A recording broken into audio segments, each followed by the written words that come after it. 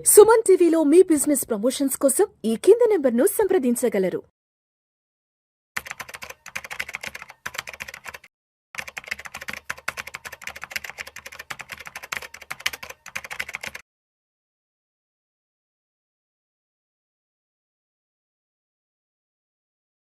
నమస్తే, welcome to Vishnu talks. నేను విష్ణు. ప్రస్తుతం నాతో పాటు సీనియర్ ఫినాన్స్ ప్రొఫెషనల్ గిరిబాబు గారు ఉన్నారు. సార్తో మాట్లాడదాం.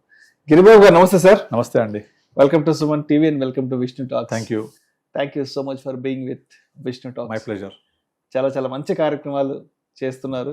చాలా మంచి ఇన్ఫర్మేటివ్ వీడియోలు పబ్లిక్కి ఎప్పటికప్పుడు ఎడ్యుకేట్ చేయడానికి, ఒక మంచి పాజిటివ్ ఇన్ఫర్మేషన్ని పబ్లిక్లోకి పాస్ ఆన్ చేయడానికి నిజంగా ఎప్పుడు కూడా విష్ణు టాక్స్ ద్వారా మీరు చాలా సమయాన్ని కేటాయిస్తున్నారు. Thank you so much Giribabu garu. Thank you అండి. రైట్.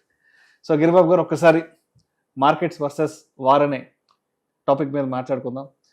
సో మొత్తానికి ఒక 24 రోజుల తర్వాత డొనాల్డ్ ట్రంప్ గారు యుద్ధం నుంచి ఒక చిన్న బ్రేక్ తీసుకుందాం, ఒక స్మాల్ బ్రేక్ తీసుకుందాం, 5 days.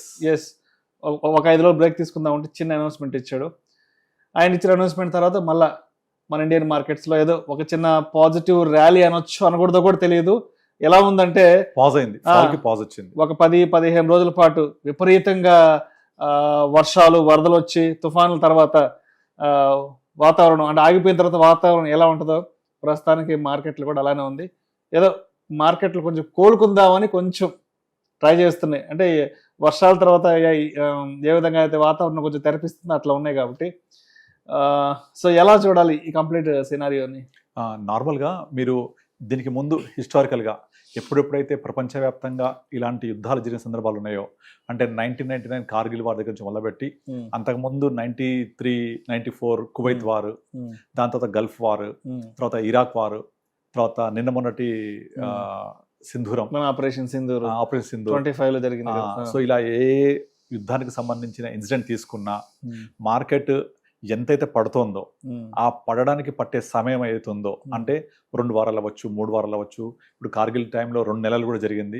ఇలా కంటిన్యూస్గా పడ్డ సందర్భాలు ఆ వార్ ముగిసిపోయిన తర్వాత అంతకంటే రెట్టించిన ఉత్సాహంతో మళ్ళీ మార్కెట్స్ బౌన్స్ బ్యాక్ అయినాయి.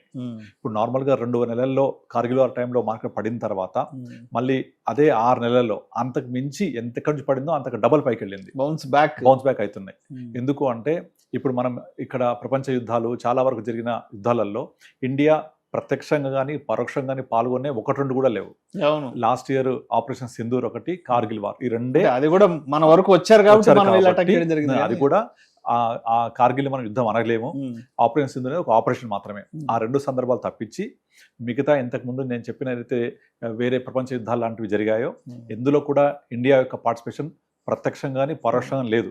ఇప్పుడు జరుగుతున్న ఇరాన్ వార్ కూడా ఇండియా పరోక్షంగా ప్రత్యక్షంగా పార్టిసిపేట్ చేయట్లేదు. చేయకపోగా ఇప్పుడు ఏవైతే ఈ కాన్ఫ్లిక్ట్లో పార్టిసిపేట్ చేస్తున్నాయో ఇరాన్, ఇజ్రాయెల్, అమెరికా, ఈ ముగ్గురికి కామన్ మిత్రదేశం ఇండియా. ఇప్పుడు ఇండియా పాకిస్తాన్ని పక్కన పెట్టి డైరెక్ట్గా ఇరాన్ నుంచి మనం ఒక పైప్ లైన్ ఉంది మనకు ఇండియాకి, డైరెక్ట్గా ఆయిల్ మనం ఇంపోర్ట్ చేసుకుంటాం వాళ్ళ దగ్గర నుంచి. తర్వాత గల్ఫ్ ఆఫ్ హర్మోజ్ నుంచి మనకు ఏవైతే షిప్స్ వస్తున్నాయో ఒక ఇండియా ఫ్లాగ్ ఉన్న షిప్స్ మాత్రం ఎలా చేస్తామని క్లియర్గా చెప్పేశారు వాళ్ళు. సో అంటే ఇండియా ఏ విధంగా కూడా ఇందులో పార్టిసిపేట్ చేయకపోగా మనం ఎప్పుడు తటస్థంగానే ఉంటూ శాంతి మంత్రం జపిస్తూ వస్తున్నాం. కనుక ఈ యుద్ధాలు అనేవి కేవలం మీరు అన్నట్టుగా టెంపరీగా జరుగుతున్న తుఫాన్ లాంటివి మాత్రమే. తుఫాన్ అయిపోయిన తర్వాత మళ్ళీ ఇల్లు చక్కబెట్టుకుంటాం, నార్మల్ అయిపోద్ది, మళ్ళీ జనజీవనం కొనసాగుతూనే ఉంటుంది. ఎంత తుఫాన్ వచ్చినా వరదలు వచ్చినా 4-5 రోజులు, వారం 10 రోజులు అంతే. ఎగ్జాక్ట్లీ. మళ్ళీ 11వ రోజు 12వ రోజు మళ్ళీ సెట్ అయిపోతూనే ఉంటుంది. ఇది కూడా అలాగే చూడాలి. అంతేగాని ఇదేమి శాశ్వతంగా పడిపోయేది కాదు. Indian economy has own intrinsic potential to grow. ఇండియాలో ఉన్న population, young people, India consumption strength, మన ఓన్ కన్జంప్షన్, ఇవన్నీ చాలా మంచి పొటెన్షియల్ ఉన్నవి ఇవన్నీ కూడా. కనుక over a period of time ఎలాంటి సునామీలు వచ్చిన మార్కెట్లో ఆ సునామీ అయిపోయిన తర్వాత ఫస్ట్ ఓవర్కమ్ అయ్యి బౌన్స్ బ్యాక్ అయ్యేది ఫస్ట్ ఇండియానే. ఎగ్జాంపుల్, ఇప్పుడు నిన్న మీరు అన్నట్టుగా థెరపీ ఇచ్చాడు అంతే, ఒక 5 రోజుల విరామం, చిన్న థెరపీ. అన్నిటికంటే ఎక్కువ పెరిగిన మార్కెట్స్ ఇండియానే. హవెవర్ దీనికంటే ముందు పడ్డది కూడా ఇండియానే ఎక్కువ పడింది, నో డౌట్ అందులో.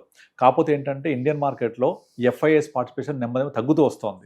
ఇప్పుడు మీరు కనుక 2008లో కనుక చూస్తే, అప్పుడు ఫైనాన్షియల్ క్రైసిస్ అప్పుడు దాదాపుగా 67% మార్కెట్స్ పడ్డాయి. అండ్ అప్పుడు వచ్చిన ఎఫ్ఐఎస్ సెల్ ఆఫ్ దగ్గర దగ్గర 60-70%. క్వాంటమ్ ఆఫ్ సెల్ ఆఫ్ చూసుకుంటే ఇప్పుడు అంతకంటే ఎక్కువ క్వాంటిటీ సెల్ చేశారు. కానీ ఇప్పుడు పడ్డది ఎంత, నాట్ ఈవెన్ 20%, అరౌండ్ 12-15 పడింది. దీనికి ముందు 2024 సెప్టెంబర్ నుంచి పడుతూ వస్తూనే ఉంది. అక్కడ కూడా అమ్మిన ఎఫ్ఐఎస్ క్వాంటిటీ చాలా ఎక్కువ వెన్ కంపేర్ 2008. కానీ మనకు డిఐఎస్ యొక్క పార్టిసిపేషన్ చాలా పెరిగింది. ఒక టైంలో మన మార్కెట్స్ని ఎఫ్ఐఎస్ వాళ్ళు 70% మేనేజ్ చేసేవాళ్ళు, కాంట్రిబ్యూషన్ ఉండేది, పార్టిసిపేషన్ ఉండేది. అది రివర్స్ అయింది. ఇప్పుడు ఎఫ్ఐఎస్ కాంట్రిబ్యూషన్ 40%కి వచ్చింది, డిఐఎస్ కాంట్రిబ్యూషన్ మోర్ దెన్ 40% అయింది. ఇప్పుడు ఈ కర్వ్ రివర్స్ అయింది. కనుక ఎప్పుడైతే ఇండియన్ డిఐఏ ఇన్వెస్టర్స్ అనేది డొమెస్టిక్ ఇన్స్టిట్యూషనలైజ్ ఇన్వెస్టర్స్ అంటే మన మ్యూచువల్ ఫండ్స్, ఇన్సూరెన్స్ పాలసీలు, తర్వాత కామన్ మ్యాన్స్ అందరు ఇన్వెస్ట్ చేసే అన్నీ కూడా బాగా పెరిగాయి క్వాంటిటీ. కనుక ఎఫ్ఐఎస్ ఎంత సేల్ చేసినా కూడా దాన్ని అబ్జర్వ్ చేసుకుంటున్నారు. కనుక ఈ పరిణామాలన్నీ కూడా ఇలాంటి యుద్ధ వాతావరణం అనేవి కేవలం టెంపరీగా మార్కెట్ ఫాలో అవ్వడానికి దోహదం చేస్తున్నాయి తప్ప ఈ సునామీ లాంటి ఇష్యూ అయిపోయిన తర్వాత మళ్ళీ అంతకంటే ఫాస్ట్గా బౌన్స్ బ్యాక్ అయ్యాయి. మీకు డేటా కూడా అదే చెప్తోంది. ఇంకొక డేటా చెప్తాను. ఇప్పటి వరకు మన మార్కెట్స్ ఎప్పుడైతే 18 నెలల పాటు కంటిన్యూస్గా నెగిటివ్ పోతుంటుందో, అంటే 2000 నుంచి 2026 అంటే 26 సంవత్సరాలలో ఏ 18 నెలలు నెగిటివ్ వెళ్ళినా, అంటే -5, -3, -4% అయినా, దాని subsequent 12 months, subsequent 36 months markets అంతకంటే 3 to 4 times fast bounce back అయినాయి. మీరు ఇప్పుడు మనం చూస్తే 2024 సెప్టెంబర్ నుంచి ఇప్పుడు మనం 2026 మార్చ్లో ఉన్నాం. ఆల్మోస్ట్ 20 నెలలు దగ్గర. ఈ 20 నెలల పాటు మార్కెట్స్ ఆల్మోస్ట్ 2024 హై నుంచి తీసుకుంటే దగ్గర 15% పైన పడ్డాయి. అదే స్మాల్ అండ్ మిడ్ క్యాప్ తీసుకుంటే మోర్ దెన్ 20% పడ్డాయి. ఇదంతా కూడా మీకు విదిన్ 12 months to 36 monthsలో దగ్గర దీనికి కనీసం 2 to 3 times ఎక్కువ బౌన్స్ బ్యాక్ అవుతుంది. గతంలో అయింది, ఇప్పుడు అవుతుంది. కనుక ఇండియన్ ఎకానమీకి ఏ ప్రాబ్లం లేదు. కేవలం నేను ఇన్వెస్టర్స్ చెప్పేది ఏంటంటే ఇట్లాంటి సమయాలలో ప్యానిక్ సెల్లింగ్ చేయొద్దు. మీరు ఏ పర్పస్ కోసం పెట్టినరో ఆ పర్పస్ కోసం వెయిట్ చేయండి. డెఫినెట్లీ ఆ పర్పస్ ఫుల్ఫిల్ అవుతుంది. ఆ పర్పస్ కోసం ఇన్వెస్ట్ చేసినప్పుడు ఆ గోల్ని అసైన్ చేసుకొని చేయాలి. మనం పెట్టేటప్పుడే నేను షార్ట్ టర్మ్ కోసం అంటే స్మాల్ క్యాప్ పెట్టొద్దు, లాంగ్ టర్మ్ కోసం అంటే డెట్ ఫండ్లో పెట్టొద్దు. మీకు ఏ కేటగిరీ ఆఫ్ ఇన్వెస్ట్మెంట్ ఏ గోల్కి అసైన్ అవుతుందో అలా చెక్ చేసుకొని ఇన్వెస్ట్ చేస్తే డెఫినెట్లీ ఏం కాదు. ఫర్ ఎగ్జాంపుల్ నేను చాలామందికి మంత్లీ డివిడెంట్ ఆప్షన్స్ ఇస్తూ ఉంటాం. ఈ మంత్లీ డివిడెంట్ ఆప్షన్ ఇచ్చినప్పుడు ఈ లాస్ట్ 20 daysలో పడ్డాయి ఆ ఫండ్స్ కూడా. నేను అందరికీ ఒకటి చెప్తాను, మీకేంటి డివిడెంట్ కావాలి కదా, వస్తుంది కదా, ఇల్లు కొని కిరాయికి ఇచ్చాం, కిరాయి వస్తుంది, దట్స్ ఆల్. ఆ ఇంటి వాల్యూ పెరిగిందా తగ్గిందా చూడం కదా. ఇది కూడా అంతే. IDCW డివిడెంట్ ఆప్షన్ వస్తుందా లేదా, మీ వాల్యూ 1 crore 95 lakhs అయిందా, 90 lakhs అయిందా, సంబంధమే లేదు. మీ డివిడెండ్ మీకు వచ్చిందా లేదా, మళ్ళీ కొంచెం మార్కెట్ బౌన్స్ అవ్వగానే మళ్ళీ వచ్చేస్తుంది. కనుక మీరు మార్కెట్ వైపు చూడొద్దు. ఇక SWP పెట్టుకున్న సంగతి అయితే చెప్పక్కర్లేదు. ఎందుకంటే ఒక పక్క వాళ్ళు విత్డ్రా చేస్తుండ్రు, ఒక పక్క మార్కెట్ పడుతుంది, అది డబల్ ఇంపాక్ట్ ఉంటుంది ఇంకా. సో అంతలా వెళ్ళకుండా IDCW పెట్టుకుంటే మీకు అట్లీస్ట్ ప్రిన్సిపల్ పడదు. మనకు అరౌండ్ 9-10% వరకు వస్తుంటుంది దగ్గర. IDCW వస్తున్నాయి ఇప్పుడు, చాలా ఫండ్స్ వచ్చేసాయి అట్లా. ఎందుకంటే ఇప్పుడు కొత్త 2026లో వచ్చిన టాక్సేషన్ చేంజెస్ వల్ల ఎవరికైతే 12 lakhs ఇన్కమ్ లేదో వాళ్ళందరికీ IDCW అంటే డివిడెంట్ ఆప్షన్ చాలా మంచి సూటబుల్ ఆప్షన్ ఇది. కనుక అలాంటి వాళ్ళు చూడాల్సిన ఏంటి, నాకు మంత్లీ ఇన్కమ్ వస్తుందా లేదా. అంతేగాని యుద్ధం వచ్చింది, నా డబ్బులు పడిపోయినాయి, వాల్యూ తగ్గిందని చూడాల్సిన అవసరం లేదు. మళ్ళీ మార్కెట్ బౌన్స్ బ్యాక్ అయింది, మళ్ళీ వచ్చేస్తాయి.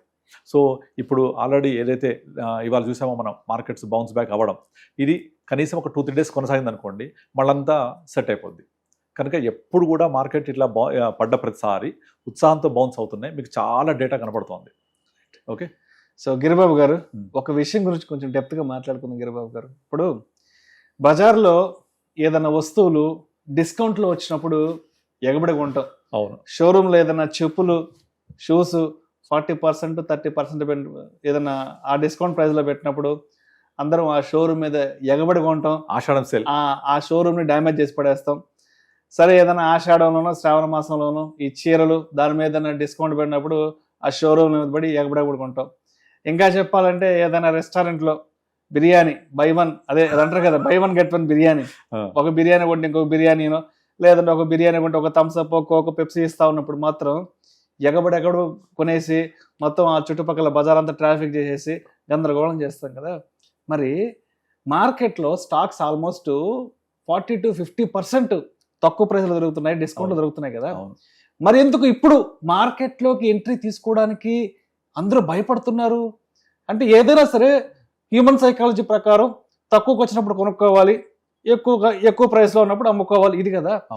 ఇప్పుడు ఒక స్టాక్ మార్కెట్ విషయానికి వచ్చేటప్పటికే ఈ రేంజ్ డిస్కౌంట్ అవైలబుల్ ఉంది మార్కెట్లో. ఆల్మోస్ట్ 1000 రూపాయలు మార్కెట్ ఆల్ టైమ్ హైలో ఉన్నప్పుడు 1000 రూపాయలు ఉన్న స్టాక్ ఈరోజు 500 600కి వచ్చేసింది కదా. మోర్ దెన్ 50% స్టాక్స్ 50% పైన పడ్డాయి ఉన్నాయి కదా. మరి ఎందుకు ఈ టైంలో మార్కెట్ లో ఆపర్చునిటీ తీసుకోవట్లేదు ఎవరు? అందరూ మార్కెట్ కి భయపడి దూరంగా ఎగిరి అవతలకి వెళ్ళిపోతున్నారు ఎందుకు అసలు? ఇదంతా హ్యూమన్ సైకాలజీ అండి. అందుకోసమే ఇప్పటి వరకు ఇండియన్ స్టాక్ మార్కెట్ లో మన Indian population not even 5% participate చేయలేదు.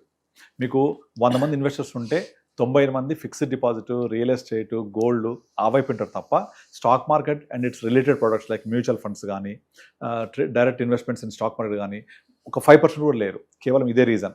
అంటే వీళ్ళందరూ ఏం చూస్తారంటే కొన్న తర్వాత పెరగాలి, కొన్న తర్వాత పడకూడదు, నా డబ్బులు పెరిగాయి లేదా ఇదే చూస్తారు. కానీ స్టాక్ మార్కెట్ అనేది ఒక సంపద సృష్టించే ఒక అతిపెద్ద యంత్రం. ఆ సంపద సృష్టికి ఒక మంచి మూలం అది. ఇప్పుడు ప్రపంచంలో మనం ఎవరైతే రిచెస్ట్ పర్సన్ చెప్తున్నామో, ముఖేష్ అంబానీ ఇండియా అయితే ఏంటి, అదాని గ్రూప్ అయితే ఏంటి, ఎలాన్ మస్క్ ఏంటి, వీళ్ళందరూ కూడా వాళ్ళ యొక్క వాల్యుయేషన్ ఆఫ్ అసెట్స్ అన్ని పేపర్ అసెట్సే మొత్తం కూడా. Paper form of assets, financial assets అవన్నీ కూడా స్టాక్ మార్కెట్ నుంచి ఉద్భవించినవే. కానీ మరోపక్క అదే కామన్ మ్యాన్ ఇట్లా మీరు అన్నట్టుగా డిస్కౌంట్ సేల్ అయింది, నాకు 100 రూపాయలు 50 రూపాయలు దొరుకుతుంది కనుక నేను కొనుక్కోవచ్చు అనే ఒక చిన్న లాజిక్ని మిస్ అవుతున్నాడు.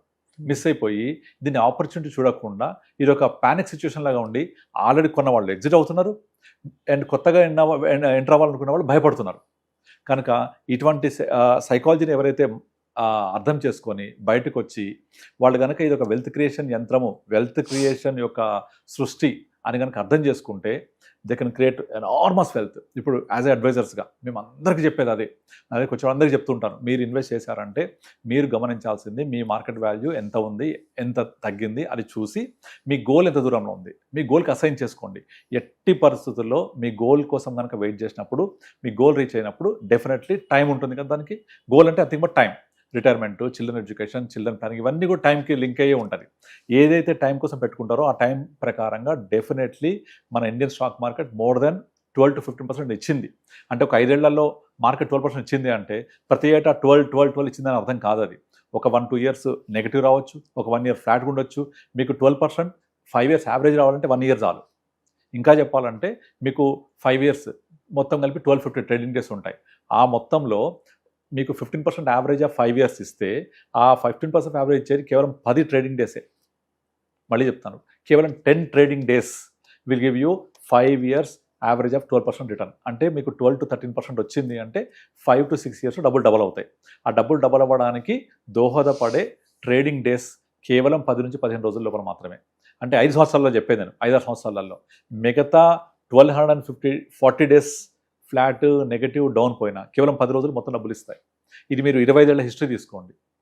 25 ఏళ్ల హిస్టరీలో 20 ఏళ్ల క్రితం 10 లక్షలు ఇన్వెస్ట్ చేస్తే వాళ్ళ 3 కోట్లు ఉంది యావరేజ్గా. ఇందులో కేవలం బెస్ట్ ట్రేడింగ్ డేస్ ఒక 50 రోజులు తీసేస్తే మీ 10 లక్షలు 20 లక్షలు కూడా కావు, జస్ట్ డబలే. 25 సంవత్సరాలలో బెస్ట్ ట్రేడింగ్ డేస్ తీసేస్తే 50 ఓన్లీ ట్రేడింగ్ డేస్. కనుక మీరు stay invested, keep invested for a period of 5 years, for a period of 10 years definitely you reach your goal. ఎలా అంటే మనం పాలలో తోడేసామనుకోండి, రాత్రి తోడేస్తే పొద్దున్న తోడుకుంటారు కదా, పెరుగొద్ది కదా. సో రాత్రంతా మీరు చూస్తూ ఉంటే అవుద్దా? రాత్రంతా ముద్దిస్తూ స్పూన్ పెట్టి కలిపెడుతూ ఉంటే కాదు కదా. ఇది కూడా అంతే. మీరు ఇన్వెస్ట్ చేసి వెయిట్ చేయండి మీ గోల్ రీచ్ అవ్వడానికి, మీ యొక్క టార్గెట్ అచీవ్ అవ్వడానికి. దానికి టైం ఇవ్వాలి. ఇప్పుడు రాత్రి తోడేస్తే పొద్దున్న తోడుకుంటారు, దానికి ఒక రాత్రి. అలాగే మీ రిటైర్మెంట్ ప్లానింగ్ ఏ ప్లానింగ్ చేసినా దానికి ఒక టైం ఫ్రేమ్ ఇవ్వాలి. టైం ఫ్రేమ్ తగ్గట్టుగా ఫండ్స్ ఎంచుకోవాలి. డెఫినెట్లీ మీరు మీ గోల్ రీచ్ అవుతారు అంతే. రైట్. సో గిరిబాబు గారు ఇంకో విషయం కూడా చెప్పండి. గిరిబాబు గారు, మార్కెట్లో ఇన్వెస్ట్ చేయాలి, ఎంటర్ కావాలి అనుకునే వాళ్ళ మైండ్ సెట్ ఎలా ఉంటుందంటే చాలా మందిది మార్కెట్లో ఒక 84,000, 85,000, 86,000 ఆ రేంజ్ ఆల్ టైమ్ హైలో ఉన్నప్పుడు ఏమంటారంటే, అయ్యో స్టాక్స్ చాలా హై వాల్యూలో ఉన్నాయండి, ఇప్పుడు ఎంటర్ కావడం కరెక్ట్ కాదు ఇది, ఎందుకంటే చాలా హై వాల్యూలో ఉన్నాయి, చాలా హై పొటెన్షియల్ వాల్యూలో ఉన్నాయి, ఇప్పుడు కాదులే ఇంకెప్పుడైనా చూస్తూ ఉంటారు. తగ్గినప్పుడే మొత్తం పడిపోతుంది. సరే, ఇటువంటి సందర్భాల్లో ఏదైనా వార్ వచ్చి, ఏదైనా అన్సర్టనిటీ వచ్చో, లేదంటే కోవిడ్ లాంటి పాండమిక్లు వచ్చినప్పుడు ఆల్మోస్ట్ సెన్సెక్స్, నిఫ్టీలు ఒక 10 to 12% పడిపోతాయి. సరే, మార్కెట్ హైలో ఉన్నప్పుడు ఒక 1000 రూపాయలు 1200 ఉన్న స్టాకు ఇలాంటప్పుడు ఒక 500కి 600కి వస్తుంది. పోనీ ఇప్పుడన్నా ఎంటర్ అవుతారంటే లేదు, మార్కెట్ అసలు అతలాకుతలం అయిపోయింది, అస్తవ్యస్తం అయిపోయింది, ఎవరి మీద బాంబులు పడితే అర్థం కావట్లేదు అంటారు కదా. అంటే మార్కెట్ హైలో ఉన్నప్పుడు ఎంటర్ కావడానికి ఆలోచిస్తారు, లోలో ఉన్నప్పుడు ఎంటర్ కావడానికి ఆలోచిస్తారు. కాబట్టి మరి ఇటువంటి ఏమంటారు భిన్న స్వరాలు, భిన్నాభిప్రాయాలు ఉన్న వాళ్ళకి మీరేం చెప్తారు? ఆల్రెడీ వారన్ బఫెట్ 10 కమెంట్మెంట్స్ అని ఒకటి కొటేషన్స్ ఉంటాయి. అందులో కమెంట్ ఇది చెప్తుంది, people last more money by not investing but by waiting for investing. అంటే జనాలు స్టాక్ మార్కెట్లో ఇన్వెస్ట్ చేసి నష్టపోలే, ఇన్వెస్ట్ చేయాలా వద్దా అని వెయిట్ చేసి నష్టపోయారు. అది ఎందుకు అంటే వాళ్ళు వెయిట్ చేస్తున్న కొద్ది ఏమైతే అంటదంటే, ఎక్కువ ఉన్నప్పుడేమో మీరు అన్నట్టుగా హై వాల్యూ, తక్కువ ఉన్నప్పుడేమో అమ్మో ఇప్పుడు పడిపోతుంది అన్సర్టనిటీ. ఇలా వెయిట్ చేసి అంతా బాగుండి సద్దుమణిగి మార్కెట్ వెళ్ళాక అప్పుడు ఎంటర్ అవుతారు. అంత సద్దుమణిగి ఏంటి, హైలో ఎంటర్ అయినట్టే. అందుకే వారన్ బఫెట్ ఇంకొక కోట్ ఉంటుంది, by when everyone is selling, cell when everyone is buying. Greed and fear ని ఇలా అర్థం చేసుకోవాలి మనం. కానీ ఇక్కడ అందరూ రివర్స్ అర్థం చేసుకుంటారు. గ్రీడ్ ఎప్పుడు అవ్వాలి, వెన్ ఎవ్రీవన్ ఈజ్ బయింగ్, మీరు మాత్రం బై చేయొద్దు. వెన్ ఎవరి సెల్లింగ్, రివర్స్ చేయండి, మీరు బై చేయండి. అందరు సెల్ చేస్తుంటే మీరు బై చేయండి, అందరు బై చేస్తుంటే మీరు సెల్ చేయండి. ఇది గత 50 ఏళ్ల క్రితమే వారన్ బఫెట్ చెప్పాడు. అలాగే people last more money by not investing but by waiting for investing. కనుక ఈ సూత్రాలు ఉన్నాయి, అవి ఫాలో అయ్యి చాలా మనకు అర్థమవుతుంది సైకాలజీ అంటే ఏంటి అనేది. ఓకే, సో కనుక మీరు stay invested, keep invested, wait for your goal. Definitely మీరు ఆ గోల్ రీచ్ అవుతారు if you select the funds related to your goal. అంతే, రివర్స్ చేయొద్దు. అంటే లాంగ్ టర్మ్ కోసం ఎఫ్డీ చేయొద్దు, షార్ట్ టర్మ్ కోసం స్మాల్ క్యాప్లో పెట్టొద్దు. Right sir, thank you sir, thank you so much Giribabu garu. Invest చేయాలనుకున్న వాళ్ళు మార్కెట్ ఆల్ టైమ్ హైలో ఉన్నప్పుడు ఎంటర్ కావాలా, లేదంటే మార్కెట్లలో వాలటాలిటీ అన్సర్టనిటీ ఉన్నప్పుడు ఎంటర్ కావాలా? ఎస్, అంటే మార్కెట్లో ఇన్వెస్ట్మెంట్ చేయడానికి ఏది రైట్ ఆపర్చునిటీ, ఏది రైట్ టైం అన్న దాని గురించి చాలా చక్కగా తెలియజేశారు sir. Thank you so much Giribabu garu. Thank you అండి.